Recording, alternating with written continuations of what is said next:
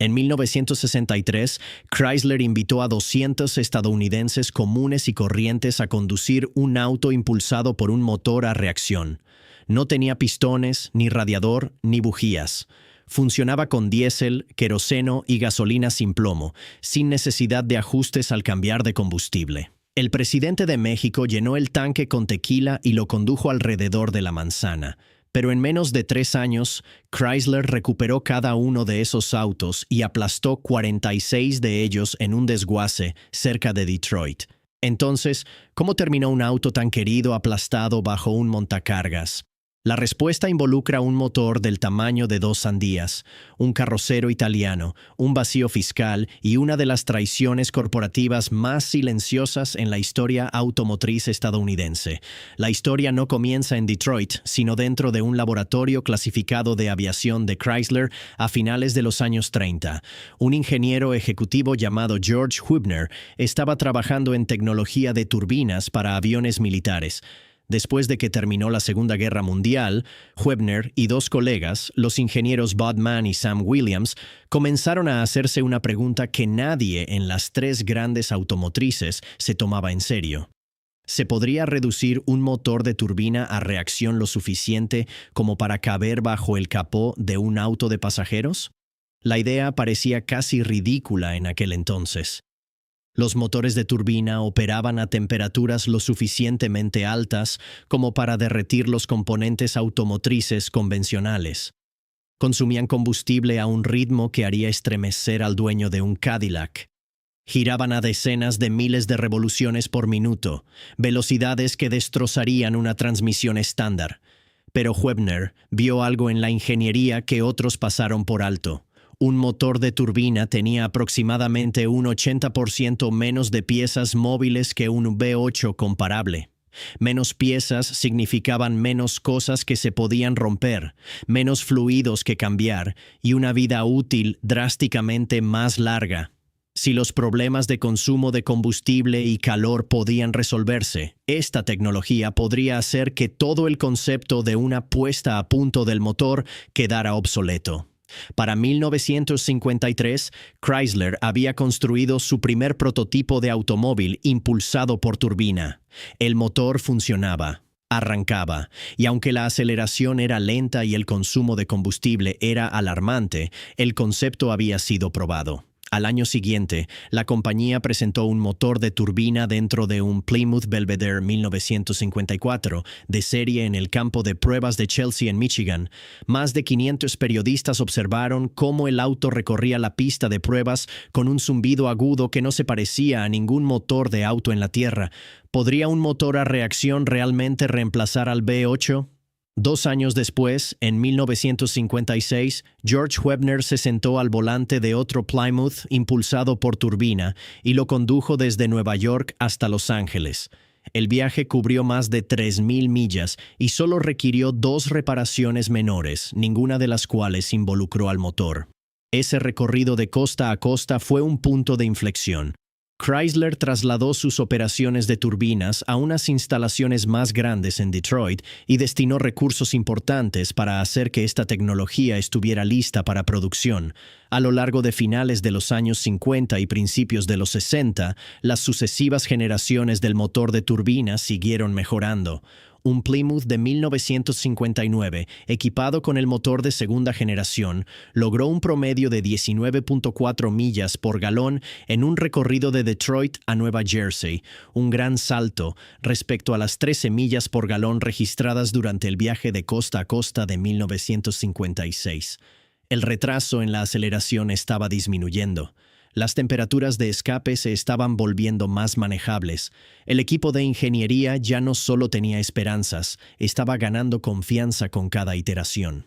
Chrysler no era la única automotriz interesada en la propulsión por turbina. General Motors construyó autos concepto con turbina y Ford experimentó con camiones semirremolque impulsados por turbina.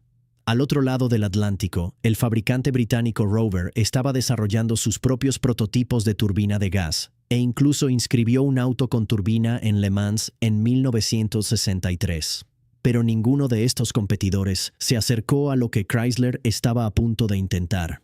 Nadie más estaba dispuesto a entregar las llaves a estadounidenses comunes y dejarlos convivir con la tecnología en sus cocheras. Para 1962, Chrysler estaba lista para mostrarle al mundo lo que habían estado construyendo. La compañía llevó su flota de autos impulsados por turbina en una gira itinerante por América del Norte, Europa y México, visitando 90 ciudades y dando paseos a casi 14,000 personas. Millones más vieron los autos en exhibiciones automotrices y en televisión. La respuesta del público fue abrumadora. Cuando Chrysler anunció que planeaba construir una serie limitada de autos y prestarlos a familias comunes sin costo alguno, más de 30,000 personas se postularon. Este fue el momento en que nació el Chrysler Turbine Car. El 14 de mayo de 1963, Chrysler lo presentó en el Hotel Essex House en Nueva York. La reacción fue inmediata. Esto no era un auto concepto escondido detrás de cuerdas de terciopelo en una exhibición automotriz. Este era un automóvil funcional que se podía conducir y que Chrysler pretendía poner en manos de personas comunes en cuestión de meses. La prensa estadounidense lo cubrió como un alunizaje, y con razón. En plena era del jet, cuando las aletas traseras de los Cadillac y los Buick imitaban el estilo aeroespacial, Chrysler realmente había puesto un motor a reacción en un auto. Chrysler recurrió al diseñador Elwood Engel para crear el exterior del automóvil. Engel había dejado Ford recientemente, donde había diseñado el Thunderbird de 1961, y parte de ese ADN elegante de la era del jet se trasladó a su nuevo proyecto. El auto se ganó el apodo informal de Engelbird entre los entusiastas que notaron el parecido. Pero mientras el Thunderbird usaba una temática en forma de misil, el auto turbina se inclinó hacia la identidad de su motor. Motivos de álabes de turbina aparecían por todas partes, desde los biseles cromados de los faros hasta las tapas de las ruedas y las enormes carcasas con aletas alrededor de los reflectores traseros. Incluso la consola central, que corría entre los asientos tipo butaca, parecía un eje de turbina. Para la carrocería, Chrysler acudió a Carrozzeria GHIA, la legendaria casa de diseño italiana con sede en Turín. Ghia ya había construido autos concepto para Chrysler, incluyendo limusinas Imperial y el malogrado Norseman. Cada carrocería del auto turbina fue ensamblada, pintada y tapizada a mano en las instalaciones de Ghia en Italia, y luego enviada a la planta de turbinas de Chrysler en Greenfield Road, en Detroit, para el ensamblaje final. Los 55 autos fueron terminados en el mismo color metálico que Chrysler llamó Turbine Bronze, un tono cálido aproximadamente del color de la cerveza de raíz. Entre octubre de 1963 y octubre de 1964, Chrysler construyó 50 autos de producción idénticos junto con 5 prototipos anteriores, para un total de 55 autos turbina. Los 55 compartían la misma llave de encendido, el mismo interior de cuero bronce y el mismo tablero, dominado por 3 indicadores sobredimensionados. Un velocímetro estaba donde uno esperaría, pero junto a él había un tacómetro que leía hasta 46,000 revoluciones por minuto y un pirómetro que monitoreaba las temperaturas de entrada de la turbina hasta 1,700 grados Fahrenheit. Esos 2 indicadores por sí solos te decían que este no era un auto normal. 2 de los autos dieron paseos a visitantes en la Feria Mundial de Nueva York de 1964. Otro realizó una gira promocional mundial. El resto fue destinado al programa de pruebas públicas más ambicioso que cualquier fabricante de autos hubiera intentado jamás. Y bajo el capó de cada uno se encontraba el A831, el motor turbina de 4ª generación de Chrysler. Aquí es donde la ingeniería se pone increíble.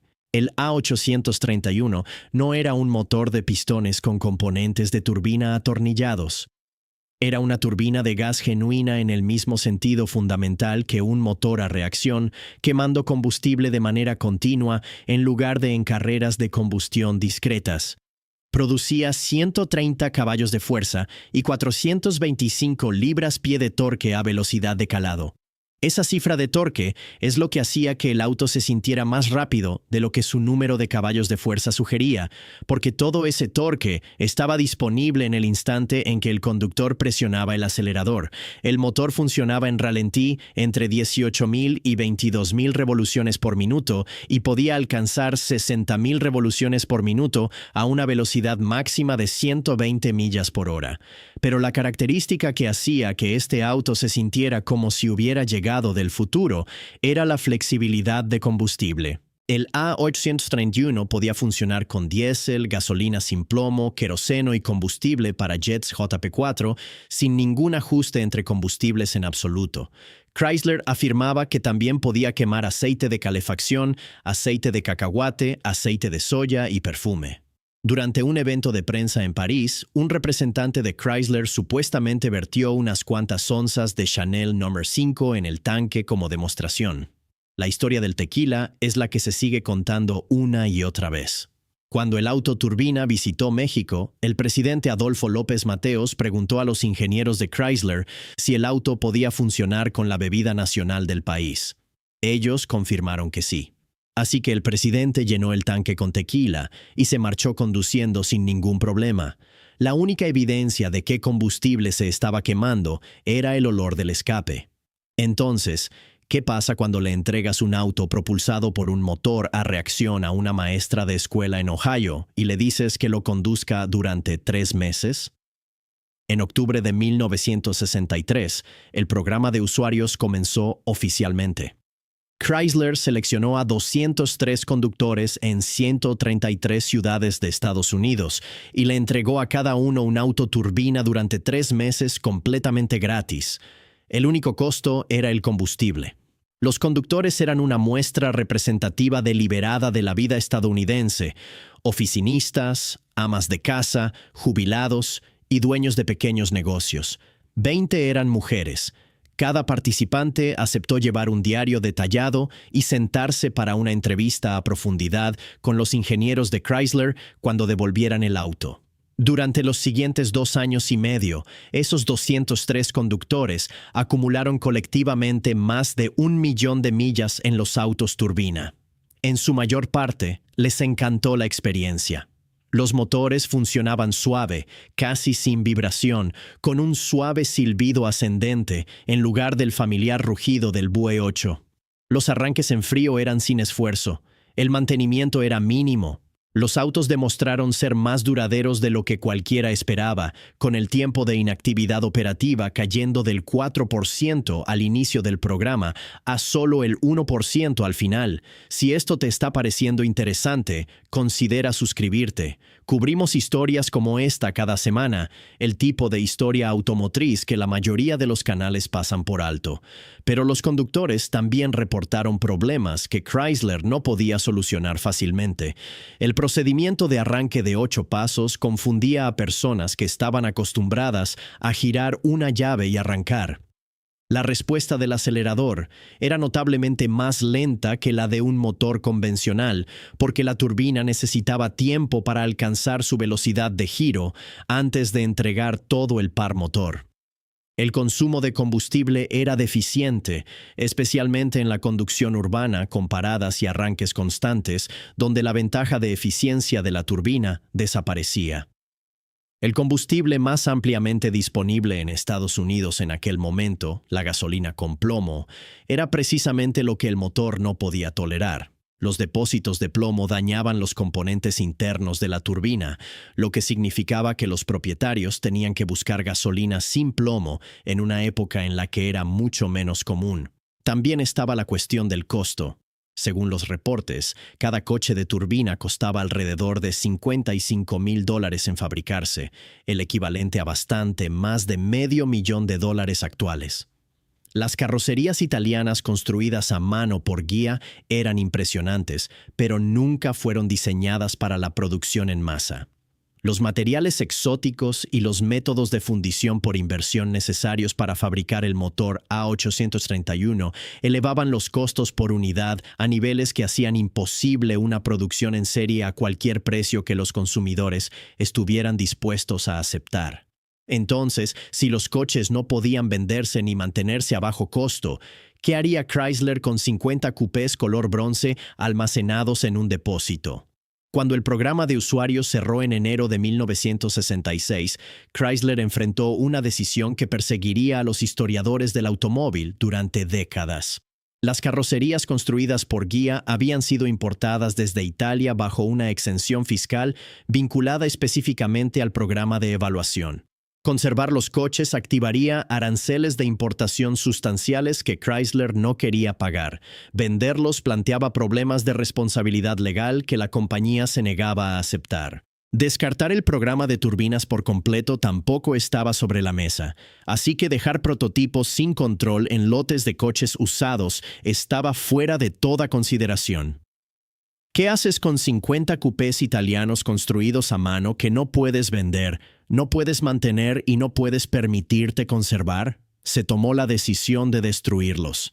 En el invierno de 1966 y 1967, 46 coches de turbina de Chrysler fueron transportados a un desguace de aeropuertos cerca de Detroit. Un montacargas clavó sus horquillas a través de la carrocería de cada coche. Las turbinas fueron extraídas y luego los coches fueron aplastados e incinerados. Todo el proceso fue filmado para que los ejecutivos de Chrysler y los funcionarios del gobierno pudieran verificar que la destrucción fuera completa.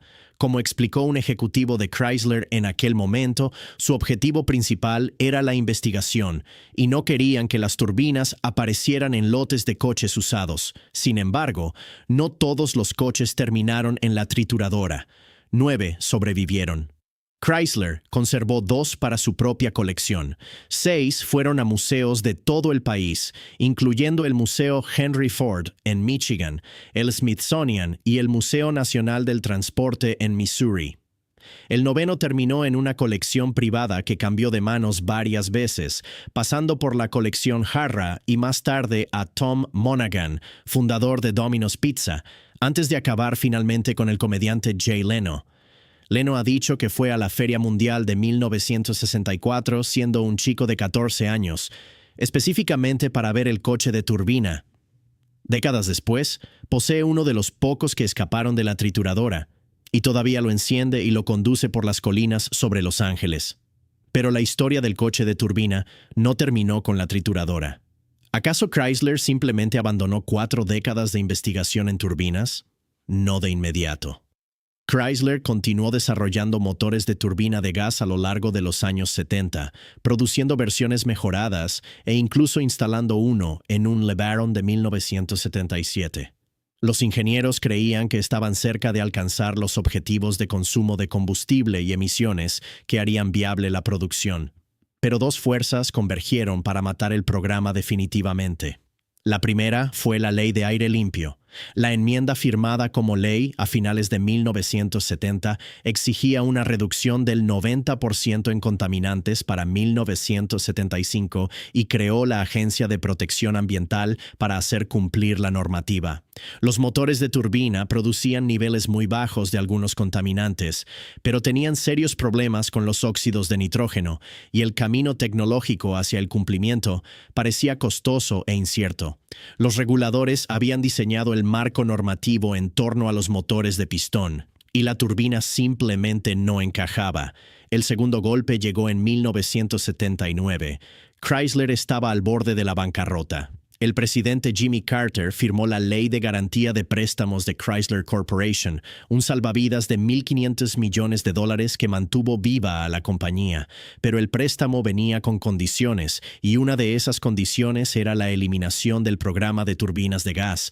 Después de 4 décadas de investigación, 7 generaciones de motores y más de 1 millón de millas de pruebas en el mundo real por parte de conductores estadounidenses comunes, el proyecto había terminado. Hoy solo existen 9 coches de turbina de Chrysler en la Tierra. Esa cifra no va a aumentar. Al menos 3 de ellos siguen siendo operativos, incluyendo el ejemplar de Jay Leno y el coche restaurado en la colección automotriz Stahl en Michigan. No existe un mercado convencional para el coche porque nunca se ha construido un vehículo comparable. El único automóvil estadounidense de posguerra similar en términos de rareza y significado histórico es el Tucker 48, y aún ese logró producir 51 unidades antes de cerrar sus puertas.